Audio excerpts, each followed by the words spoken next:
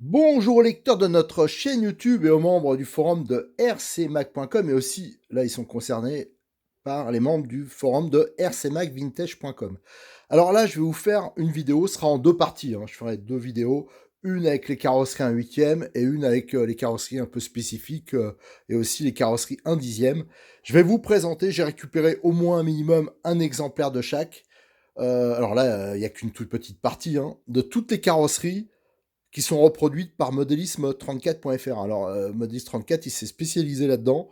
Il reproduit des carrosseries un peu originales. Alors, il y en a, c'est des vintage, des carrosseries un peu plus modernes aussi, et des carrosseries qui peuvent se monter. Il y a pas mal de projets, notamment en GT8, hein, et aussi des GT8 en projet à voie étroite et châssis un peu plus court. Ça, on en parlera un peu plus de façon spécifique. Mais déjà, on va commencer. Alors, attends, j'en profite. Je me suis installé, c'est à côté mon fameux circuit là que je vous ai déjà montré, crawler que je suis en train de construire. Donc comme il est démontable, j'ai libéré une partie de la place. Alors ces carrosseries, elles sont, c'est des reproductions. Alors au niveau qualité, parfois, c'est sûr que ça va beaucoup dépendre du moule du départ, hein, du modèle.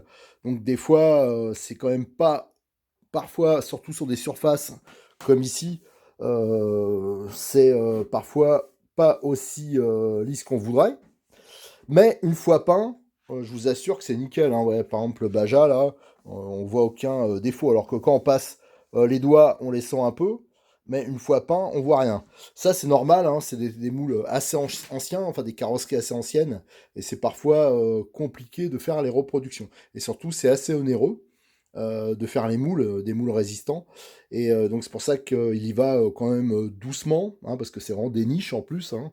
On lui en commande pas 50 000, alors c'est plus pour faire plaisir, j'avoue, pour me faire plaisir à moi, parce que je voulais vraiment que les amateurs de vintage, ou alors ceux qui veulent des carrosseries un peu originales, moi franchement, rouler avec une carrosserie de boîte, ça m'enchante pas plus que ça, hein, ça m'attire pas plus que ça. Alors moi j'aime bien adapter des carreaux, des trucs comme ça. Alors on va commencer, alors les carrosseries 1/8, alors celle qui est au fond là, je vous présenterai ça dans la deuxième vidéo, c'est des carrosseries qui vont arriver. Voilà, là, il y a des prototypes. Voilà, c'est des carrosseries qui sont très prochainement disponibles et il y en a des hyper sympas.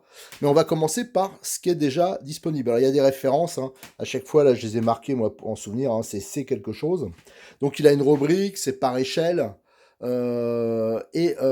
C'est assez complet. Alors, au niveau prix, il est quand même hyper raisonnable, hein. Je crois que les moins chers des carrosseries, c'est dans les 14 euros. Et en moyenne, les carrosseries 1/8, c'est 20 euros. Il n'y a que la grosse Méhari, parce que là, pour les reproduire, on est obligé d'utiliser une plaque entière, alors qu'avec les autres carrosseries, on arrive à en faire deux. Donc là, c'est vraiment un problème. Et ça sera le même problème pour les grosses carrosseries style GT8 qui va faire bientôt.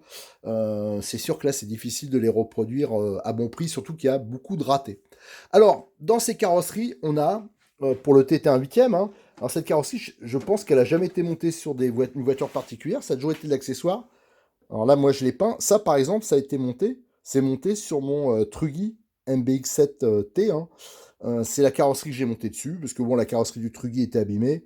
J'ai dit, bon, le problème, je suis pas un as de la peinture, mais vous imaginez bien que quelqu'un qui sait peindre, il peut faire un truc hyper sympa. Donc celle-là, elle est bien adaptée au Truggy, aussi au crawler. C'est quand même hyper sympa d'avoir une carrosserie de Cox. En plus, il y a la prise d'air ici, là, si on veut améliorer le refroidissement. Voilà. Et en plus, ce qui est pas mal, c'est quand on se retourne, hop, ça a tendance à tourner et à se remettre sur les roues. Voilà, donc il y a la Baja Cox, hein, je crois que c'est une carrosserie qui vaut 20 euros. Donc ça s'adapte. Alors sur un TT, on peut le monter, mais il y a un peu de bidouille, quoi, au niveau des supports, tout ça. Mais sur le Truggy, en tout cas, ça monte quasiment en lieu et place. Sur les crawlers aussi, hein, moi j'ai prévu de le monter sur mon crawler, hein, c'est plutôt des crawlers à châssis long. Alors des Cox, il en a pas mal. Il a aussi la référence C10, c'est la 13.3. Alors la 13.3, pourquoi la 13.3? Parce qu'il y a le pare-brise bombé, hein, ceux qui connaissent les Cox, ils savent comment on reconnaît, qu'on fait la différence entre les différents type de cox. Alors ça peut se monter éventuellement sur un buggy, mais pareil, il y aura quand même pas mal de découpes, notamment au niveau des ailes.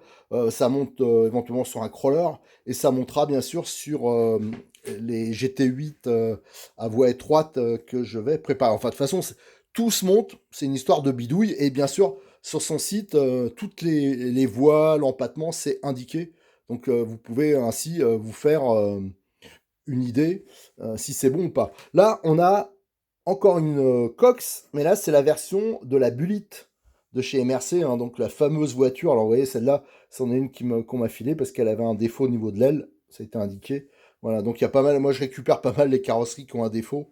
Euh, Moi, ça me gêne pas, perso. Donc, la fameuse Bullitt, c'est à peu près la même, là, sauf que là, c'est un pare-brise plat, enfin, les formes, elles sont un peu différentes. Donc, ça correspond plus à une 1200, voire une 1300. Euh, Après, on a la C68. Là, pareil, elle est un peu plus balèze, notamment au niveau des passages de roues, hein, ça se voit. Et là, ça correspond, pour moi, je l'ai appelé, perso, je l'ai appelé Cox 1300. Ça correspondra en forme à une, voilà, à ce type de voiture. Donc là, pareil, hein, ça peut se monter sur pas mal de choses. Et là, vous avez moyen, quelqu'un qui peint bien, il peut faire une super déco. Donc la coccinelle, c'est toujours une valeur sûre. Alors voilà, on a donc quatre sortes de coccinelles simplement en huitième. Donc je trouve ça quand même assez sympa. Après, on arrive au Kyosho. Alors il reproduit pas mal de voitures pour les Kyosho anciens. Alors ici, on a le Burns. Alors ça, c'est le plus connu des Kyosho. Donc ça, c'est quand même très bien de pouvoir de nouveau avoir une carrosserie pour le Burns. Le Burns, hein, je rappelle, c'est l'ancêtre de tous les Kyosho modernes. Et il date de 1987-88. Là, on a après le MP75, MP76, c'est la voiture qui a été championne du monde, qui a été voilà, utilisée, c'est la voiture phare des années 90. Hein. Ici, on a le MP75. Alors l'intérêt de cette carrosserie, c'est pour ceux qui ont des Néo. Voilà, une carrosserie de Néo peinte, tout ça, ça vaut une fortune. Donc là, c'est une bonne solution si vous voulez faire la déco vous-même, personnaliser. Et là, ça vaut deux fois et demi moins cher, quoi, même encore moins. Donc là, la carrosserie du MP75, c'est la même que celle du Néo. Je rappelle que le Néo de chez Kyosho, c'est à la base un MP75. Et là, on a le triple 7. Hein. Hop, hop, tiens, au passage, on aperçoit le circuit hein, que je suis en train de faire pour les mini-crawlers. Voilà, le MP7, le triple 7. Hein. Donc, c'était une évolution du MP75. Et je pense que cette carrosserie, éventuellement, on peut la monter sur un Neo aussi. Voilà, tiens, bah, j'en profite. Alors, celles-là, celles qui sont là, je les présenterai dans la vidéo un dixième. Mais là, on a la C89. Ça, c'est la dernière nouveauté. Alors, elle a été marquée HS. J'avoue que là, ça, par contre, celle-là, j'avais un peu peur au niveau parce que c'est vraiment très difficile à mouler. Et franchement, elles sont nickel, hein, que ce soit au niveau épaisseur, tout. Alors ça, c'est donc elle est un peu plus chère. Celle-là, je crois qu'elle est à 25 euros, une histoire comme ça. Je sais plus exactement, mais c'est normal. Elle revient beaucoup plus cher, le double de prix. Non, son vrai prix, ça devrait être plutôt 40 euros, mais c'est pas ce prix-là. Hein.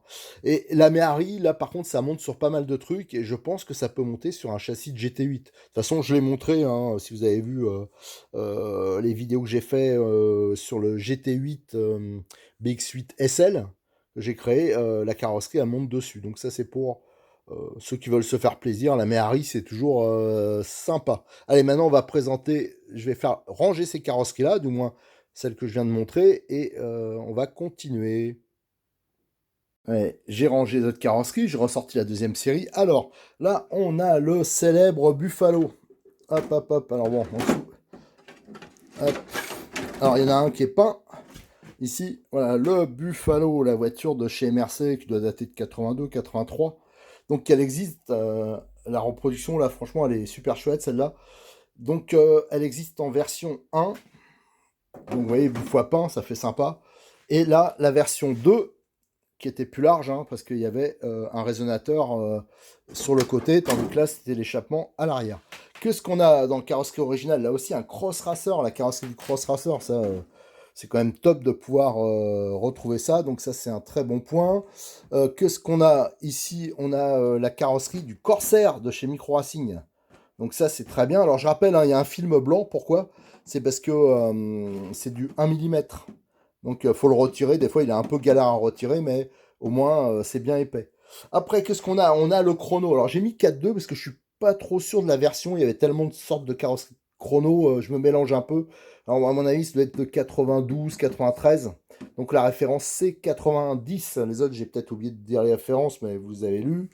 Là, on a le S6 Lite, hein, le C74 de chez Chrono, toujours. Là, c'est une des dernières nouveautés. C'est le Diablo.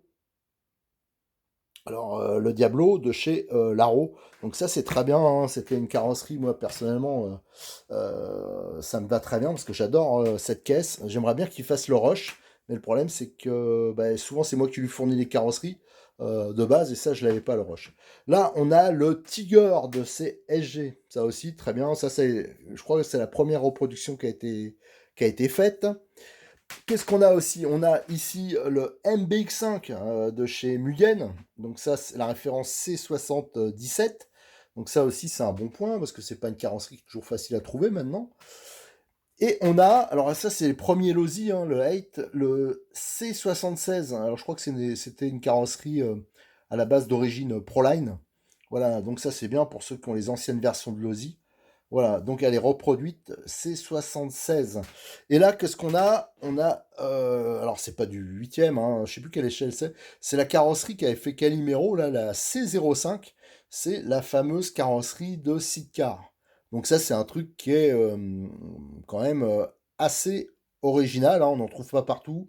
Donc la carrosserie Sidecar, je crois que c'était donc fait par Calimero, conçu par Calimero, et je crois que c'était Top Option à un moment qui reproduisait ça. Alors c'est un peu grossier comme truc, mais je veux dire, c'est une carrosserie pour ceux qui veulent se bricoler des sidecars, tu sais, il n'y a pas d'autres modèles. Alors, j'avais prévu de faire les futures nouveautés un peu dans la vidéo 2, mais je vais le faire tout de suite parce que ça concerne la 8e. Alors voilà, un exemple de ce qui va arriver bientôt. Là, c'était le proto. C'est la carrosserie du Cougar. Donc ça, c'est une carrosserie qui était assez spécifique, avec une gueule bien particulière. Donc ça tombe bien. Le Cougar. Après, le Rabbit. Alors là, ça, c'était les Rabbit, les premières versions. Donc il va avoir le 4x4, enfin le Propu, et le Traction. Il y aura les deux versions, par contre en version Lexand. Après, qu'est-ce qu'on a? Alors celle-là, elle est déjà produite, elle est arrivée, hein, il va l'annoncer en nouveauté. C'est le Mugen Sport. Alors ça, c'est nickel aussi, c'est une voiture, c'est un peu comme le Burns, hein, qui a été énormément produite. Ensuite, qu'est-ce qu'on a ici? Alors là, vous avez mon Fair Lady, moi j'adore cette voiture et cette carrosserie de Datsun. Euh, et moi, je voulais absolument qu'il en refasse. Alors je lui avais passé une carrosserie, et hop, voici, alors là, elles vont être bientôt sur le site, hein, elles sont actuellement en cours de production. Là, pareil, c'est des carrosseries qui sont compliquées à produire. Donc, je pense qu'elles seront un poil plus chères parce que là, il faut une plaque à chaque fois. Et ça, c'est une carrosserie, moi, je vais pour du GT8, mais du rallye, des choses comme ça. Alors, je pense qu'il va falloir bricoler des voitures spécifiquement pour ça, mais ça va être, je pense, ça va être génial. Et au moins, ça a de la gueule, quoi. Genre bien décoré pour le public, tout ça, ça risque d'être vraiment quand même hyper sympa. Il y a aussi une BMW, alors là je l'ai pas parce que j'avais qu'un exemplaire que je lui ai passé. Et c'est la BMW 2002 Ti, je crois, si je me trompe pas.